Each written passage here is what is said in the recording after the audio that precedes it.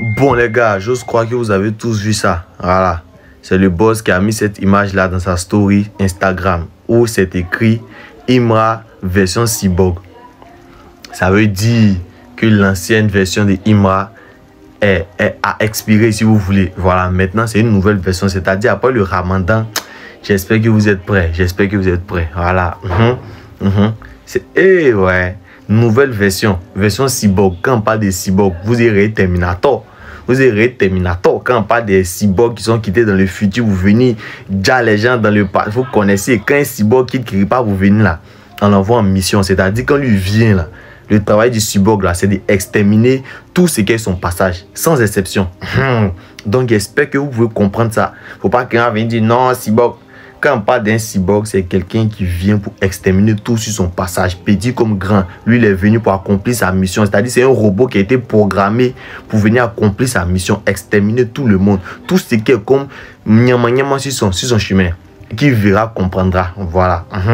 Donc par là, il veut dire que au retour, ou bien à son retour, quand Ramadan va finir, là, quand il va venir comme ça, avec son EP, avec ses sons, avec ses... On voit. Donc les gars, soyez déjà à l'affût. J'espère que vous avez déjà tous pris vos comptes pour streamer les sons massivement, parce que c'est qui va venir là. Et soyez prêts. Le cyborg arrive. Le cyborg arrive. Le cyborg arrive. Terminator arrive. Il parle plus. Chut. En prison.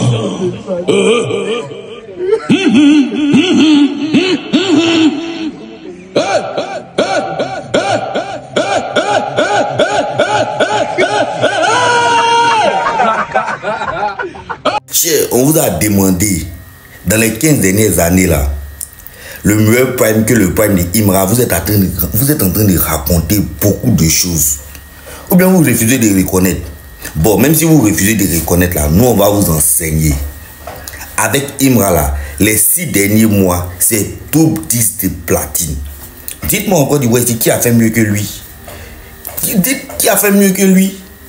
En 6 mois, double disque de platine. Tiens, même si vous ne voulez pas reconnaître là, nous-mêmes on va vous enseigner ça. On peut beau reconnaître, ne pas aimer le lièvre, mais ne pas reconnaître qu'il est rapide. C'est faire preuve de mauvaise foi.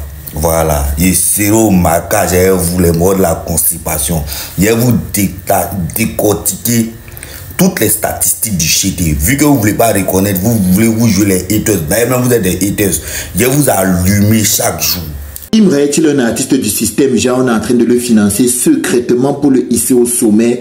Ouais, parce que là, c'est les polémiques qui reviennent comme ça. Et j'ai même eu une discussion pareille récemment pour dire que Imra, ça, c'est la définition même d'un industry plan. Si c'est vrai, parce que ce que j'ai dit en introduction là, ce n'est pas une affirmation. Voilà. Donc, Imra, il pourrait être un industry plan dans le sens où, bon, il y a des sociétés qui investissent secrètement. Il ne sait pas hisser au sommet de par ses propres forces.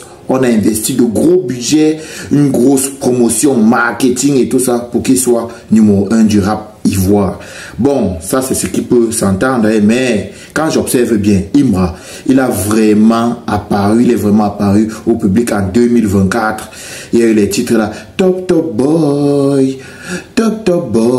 Il a encore sorti les autres titres là, mon frère. Donc, moi, je trouve que lui, son ascension dans le game n'est pas forcément dû à une industrie propre. Déjà, il y a des doutes parce que là, je vois là dans sa bio sur Wikipédia, on parle là de Warner Music France. Je sais que c'est pas très pro, mais j'ai lu la Warner Music France et je me suis demandé à quel moment est-ce qu'ils ont interagi avec Imra. Parce que quand j'écoute les sons de Imra, il dit: je me suis fighté avec Pete Bacardi, ce n'est pas avec vous que je vais avoir un problème, genre je ne vous vois même pas. Et moi je sais que Pete Bacardi était chez Universal Music Group. Donc déjà s'il dit qu'il y a eu un petit clash avec Pete Bacardi, moi je me dis forcément c'est lié à Universal Music Group.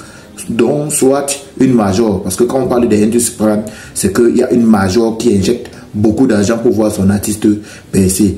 Et là, je vois que Universal, Warner Music France est lié à Imra. Comment je mène mes recherches, je vois que on dit ils ont distribué le titre distribuer le titre démarré de Imra. Le titre démarré, là, vous connaissez la drill, une puissante drill, gars.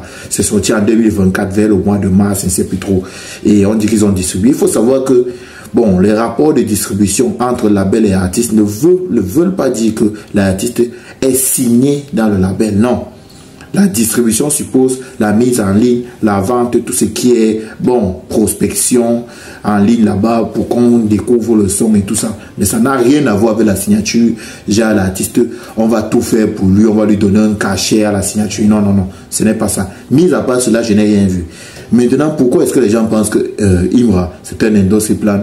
Eux, ils se disent que Imra, déjà avec ces marchés qu'ils ont gagnés, vous voyez lorsqu'on organisait des festivals là-bas, même en Côte d'Ivoire, là où il y avait Didi B qui a presté là, il a fait sa fameuse trend, là où il chante sur le son de Kif No Beat là, il danse sur le son de Kif No Beat.